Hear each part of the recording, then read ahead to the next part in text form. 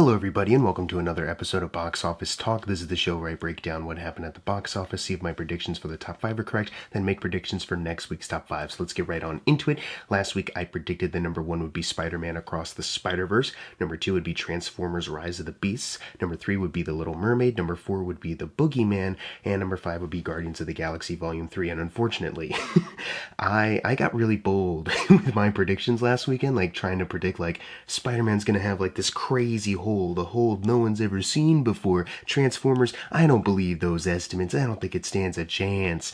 I only got 1 out of 5 of my predictions right for this weekend, because the bottom two, I was so confident that the Boogeyman may have some more people coming in now that it was, a little bit away from Spider-Verse, but I didn't even factor in, like, maybe Guardians can overtake it, just didn't even register with me, so only 1 correct. For the people who did manage to get all 5, the ones who were smart to consider all these things, congratulations, here are your shout-outs right now.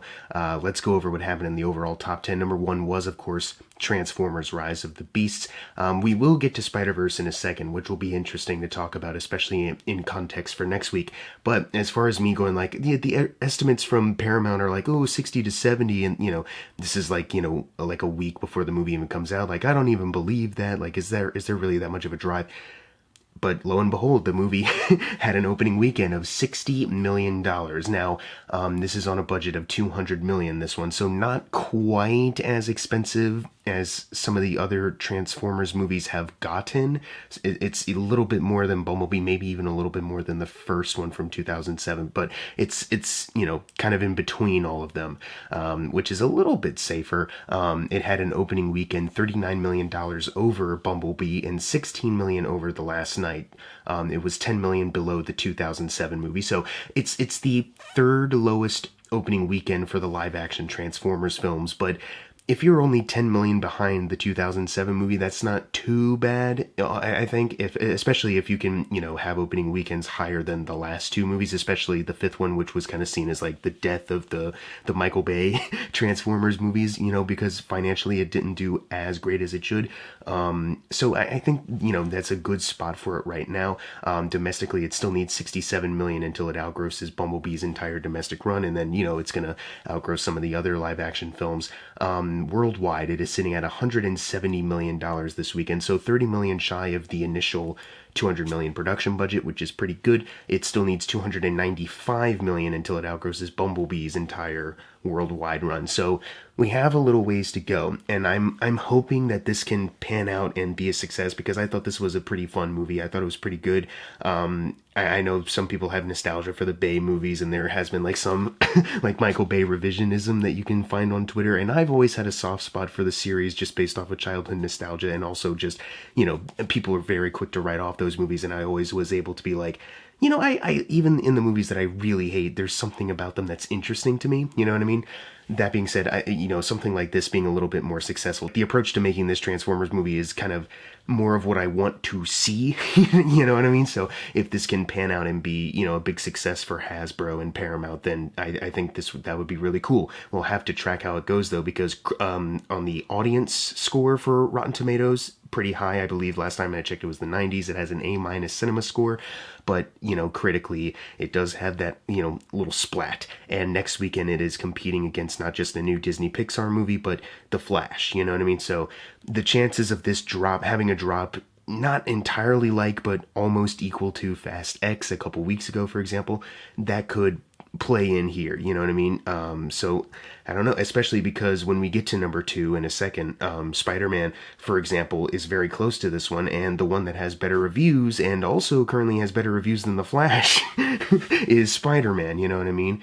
And it didn't have like a significantly great hold like Guardians of the Galaxy 3 did. Like, this, like when we get to Spider-Verse, that was like 50%, Guardians was like 40s, but even then, like, it's still a better hold than like a potential 60%. But we'll just see how it goes. If it can hold over well with the competition and with the little splat on Rotten Tomatoes, kind of being the signifier. So we'll see. Once again, hate to say this for, every single time, but it's one of those things where next weekend it's going to be much more interesting to talk about. As far as the director, Stephen Caple Jr., it's already outgrossed his first film, The Land, with Machine Gun Kelly, so we don't need to talk about that. Those are boring stats. But as far as his film Creed 2, it had an opening weekend 25 million higher than that, and it is only 55 million away until it outgrosses it. Worldwide, it is 43 million away until it outgrosses Creed 2. So at least for Stephen Caple Jr., I hope this provides some more opportunities for him. He did a really good job behind the camera of this, and if this can not only outgross his previous films, but also prove to be a financial success in the long run, then I think I would love to see him, pursue more franchise filmmaking if he wants to, with Transformers or whatever he wants, but also just more original ideas if he wants to as well. I think he's a pretty cool guy if you watch any interviews with him. So yeah, well, it's one of those things where it's like it's a pretty solid start, but it's all dependent on how it holds over, word of mouth, clashing with other movies. Does it have a chance?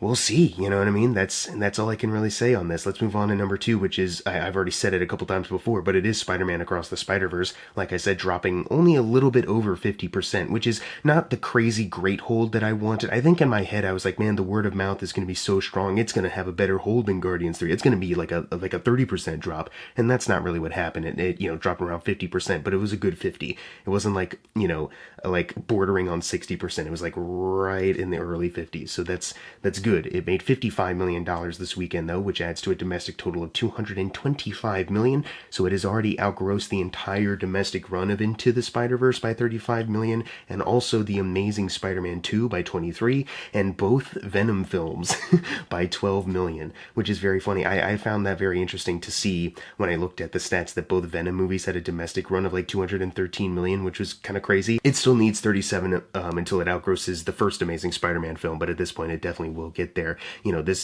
Like I said, this being like the third highest opening weekend for a Spider-Man movie, this is, going to outgross a lot of the ones that came before, and that's really exciting. Worldwide, it is sitting at $389 million, so it's 11 million away from quadrupling its $100 million budget, which is also really exciting for this movie. I can't wait till it reaches like something like $500 million, because I think that's really saying something as well. It has already outgrossed Into the Spider-Verse by 14 million, though, which, having a higher opening weekend than Into the Spider-Verse, and then on its second weekend outgrossing both worldwide and domestic runs, I think that already says enough, you know what I mean, about the growing popularity, at least for how they're, tackling this Spider-Man story and just this style of animation and the filmmaking involved in the writing. So that's pretty amazing. It still needs 319 million more until it outgrosses The Amazing Spider-Man 2, so it has a little bit of a ways to go until it gets there, but it would be pretty fucking cool if it could do that, you know what I mean? So it wasn't the crazy great hold that I expected, predicted, but still, it's holding over pretty well, and I'm pretty sure, because look at Transformers. Transformers opened with 60 million. It literally like the lowest version of their estimate of 60 to 70 million, right? And this movie made 55 million on its second weekend. I'm pretty sure we may see another Guardians Fast and Furious overtaking next weekend, but we'll get to that in the predictions, of course. Number 3 was The Little Mermaid, making 22 million, adding to a domestic total of $228 million. So it has outgrossed the Kenneth Branagh Cinderella movie by 27 million. It is 13 million away until it outgrosses Maleficent. Worldwide, it is sitting at $414 million, which is outgrossing Dumbo by 61 million, and now it needs 75 million until it outgrosses Maleficent 2, Mistress of Evil. And, it crossed over 400 million worldwide, which, I feel like for any other movie maybe would be pretty cool, but since this budget is allegedly and could be higher than 250 million, they technically still need 86 million until they're considered a success. Like I said, it's not an exact science, but usually doubling your budget is kind of, that covers it, and $500 million is a pretty good number to have.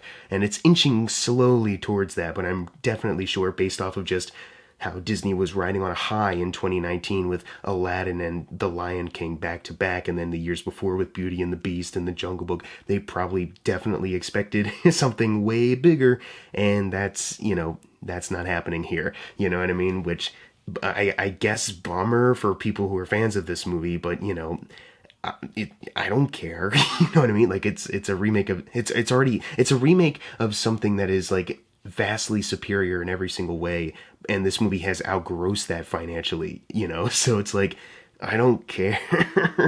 Let's move on to number 4, which is Guardians of the Galaxy Volume 3, making 7 million, adding to a domestic total of 335 million. It is outgrossed now domestically Volume 1 by $2 million and now needs 54 million until it outgrosses Volume 2. And as far as the overall MCU list goes, it has outgrossed Spider-Man Homecoming by just $1 million and now needs 8 million until it outgrosses last year's Thor Love and Thunder, which I'm pretty sure we're going to be seeing happen. Worldwide, it has crossed over 800 million, sitting at 805 million right now. It needs 64 million until it outgrosses Volume 2, since last weekend I discussed how it already outgrossed Volume 1 there. And it also still needs 45 million until it outgrosses Ragnarok. I'm thinking, and to talk about the Boogeyman in this, yeah, I probably should have predicted that Guardians would have held better than the Boogeyman, and I thought about it. I just want to make it known. I did think about it. I just decided not to predict that for some reason, and I'm so sorry. But anyways, I'm wondering if it still has enough legs to get that 54 million needed to outgross Volume 2 domestically.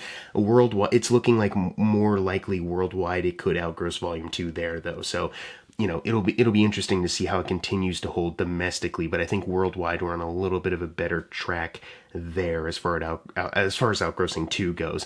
Like I said, The Flash is next week, as well as new Disney Pixar, and then the week after that, well, I guess the week after that is Asteroid City, which isn't gonna it's not gonna take every single bit of money away, because people pay more for The Flash than a new Wes Anderson film, which is kind of depressing.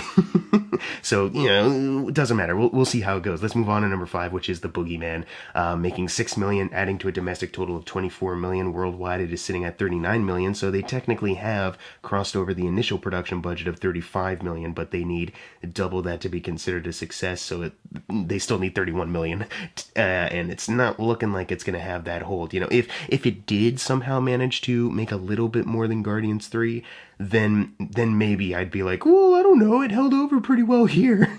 But even then, like, the difference right here is, like, Boogeyman made 6 million and Guardians made 7. That's, like, just a 1 million difference. So I don't even think it would be that much of an improvement. So I'm sorry to the Boogeyman. It's a solid horror movie, but it's definitely not like a, tell everyone it's the next, biggest thing. It's the next Smile or Terrifier 2. You got to go out and see it. It's the next Barbarian or anything or Mithrigan. It's not that, for sure. So, good efforts, though, from the people involved. So if you want to go see it, please do, because, the talented filmmakers behind that, deserve some support. Let's move on to number 6, which is Fast X, which is kind of interesting. It just hit digital, so it's now streaming on video on demand. So it already is having a hard time even doubling its ginormous production budget, and now it's available on video on demand. So I'm wondering how this will all factor in with their planned 2 more movies to close this whole thing out. But it made 5 million this weekend, adding to a domestic total of 138 million. It is still behind the original film, now by 6 million though. So next weekend, or maybe, if it's going to drop off this much, the weekend after that, it will outgross it. It's going to. But, like, the fact that it's taking this long that's not good, guys. Worldwide, it is sitting at 652 million, so 28 million away from finally doubling its $340 million initial production budget. This isn't even, like, as far as I know, this isn't even, like, showing off how much they're putting into marketing. Like, whenever I say initial production budget, that's like when they're filming the movie, and then the marketing stuff kicks in afterwards, and the post-production stuff. I don't know, man. I really don't know. It did outgross Fast 5 worldwide by 23 million, but now it needs 67 million until it outgrosses F9. And that's the thing also, is that technically right now F9 did better than this one, and F9 came out at a point in the, pandemic. People are trying to go back to the theaters, kind of, era of cinema going at the time. So the fact that this movie, now that we're out of the pandemic and they're hyping it up as like this is, the beginning of the end, it's having a hard time reaching the pandemic release Fast and Furious movie. Yeah, you know what I mean? Like, this is done. I don't know. We'll see how it goes. We'll see whatever announcements are made. I feel like that's the only way to keep talking about this at this point, because it's like I can keep telling you how weird it is that this movie isn't outgrossing other things, and it's all because of it's kind of their own fault at this point, just skating by on like the bare minimum of what people have told them they should do. You know what I mean? So and people lose interest after a time as well, especially if they're not trying as much. So You know what I mean? It's a nightmare. It's a nightmare, folks. I don't know what to tell you. We'll see. You know, that's the only way this can get more interesting to talk about is if there's any major announcements as far as any Fast and Furious shakeups over at Universal. But speaking of Universal, let's go over to number 7, which is the Super Mario Bros. Movie. Which maybe they're splitting off some of the money it's made here and putting it into the losses for Fast X just so they can justify making more. I don't know. I don't think that's what they do. Anyways, it made $2 million, adding to a domestic total of $570 million, so it is still behind Incredibles 2 by $38 million. For the all-time domestic list worldwide, now sitting at $1.315 billion. It has outgrossed Jurassic World Fallen Kingdom and by 7 million and Deathly Hallows Part 2 by a couple 100,000. So it is now behind The Last Jedi's number 16 spot on the worldwide all-time list. It needs 16 million until it gets there, which it may be able to do in about I want to say maybe 2 weekends from now, or maybe it will be able to do it next weekend. Either way, you know, the thing to take away from this, because I really don't have anything else to talk about here, because it's, you know, just this behemoth. The biggest takeaway here is that this movie is doing better than Vin Diesel's Fast and the Furious franchise, and that's very fucking funny. Let's move on to number 8, which is about my father still clinging on for dear life, making $845,000, adding to a domestic total of $10 million worldwide, because now there's a worldwide total. It only adds to $11 million though, so still nowhere near to doubling its $29 million budget. The Machine comes in at number 9. You know, we're still talking about some of these movies that I feel like should have disappeared a while ago because that's the kind of vibe they had when they were even released. Like, this will be gone as soon as possible. But it's still here. It's been 3 weeks. It made $575,000, which adds to a domestic total of $10 million, which is half of its initial production budget of 20, so still nowhere near to go. I think it needs about 10 million until it even outgrosses the director's previous film, Keanu. Still nowhere near that, so it doesn't matter. But coming in at number 10, you may be thinking, what is it, Kandahar, or is it you Hurt My Feelings, or anything like that? No, it's Past Lives, another A24 movie coming in that's been getting some really great early buzz critically. It's going wide, I believe, next weekend. I don't think it'll be enough to really impact the top 5 of the box office at least, but, you know, it will be playing in other places as far as I know. So if you want to go check this out, I'm hearing really great stuff. I haven't seen it yet, but I'm really excited. It squeaked into the top 10 though in its limited releases, making $520,000, which adds to a domestic total of $867,000. So maybe next weekend it'll be able to, I mean, it definitely will next weekend, but we'll see it squeak into the millions. Maybe it'll make 2 million. I don't know. We'll see how it goes. I don't know what the budget on this thing is though, so we're just going to have to assume that A24 worked its magic and it doesn't cost nearly as much as About My Father or The Machine. Now it's time for the fun part, the predictions for next week's top 5. Number 1, The Flash. That's kind of easy. It will be interesting to see how much it makes though. Is this going, because of the people seeing it early, there's always, you know, Stephen King's talking about it, Tom Cruise is talking about it, what's going on? You know, James Gunn says it's maybe the best superhero movie he's ever seen. What the fuck? You know, so maybe is that buzz really going to push it over the finish line, or have people already read up on all the spoilers? Because that's something that I've been like trying to dodge, just like seeing people just like casually trying to bring up spoilers that happen in the movie. It's like, fuck, like you can't wait. I guess that's the nature of Twitter, and I should probably just get off the entire fucking website, but I can't. Anyways, so it'll be interesting if it will get number 1, I'm pretty sure. Like, I don't see Elemental taking it, but it'll be interesting just by how much. And then number 2, I think, will be Elemental. You know, if this Disney Pixar movie, you know, doesn't, you know, do wonders for like for most Disney Pixar movies, it doesn't matter if it's a sequel or an original IP. Usually they do really well. But lately, of course, not just Pixar, but Disney itself, they did Disney Plus instant releases for a bit, and now they're trying to get back into theaters, and not everything, like Strange World didn't work out for them, Lightyear didn't work out for them, so it'll be, I'm hoping for the best. You know, I've heard some solid things about this movie. I'm hoping that this can continue to prove that original ideas can make money for Pixar. We'll see, though. Number 3, I think, will be Spider-Man Across the Spider-Verse. I think it will overtake number 4, which I think will be Transformers Rise of the Beasts. And then number 5, I think, will be The Little Mermaid. What are your predictions for next week's top 5, though? Leave them in the comments below. And as always, thank you guys for watching. Make sure to subscribe. I'm Jackson Fulcher. See you guys next time.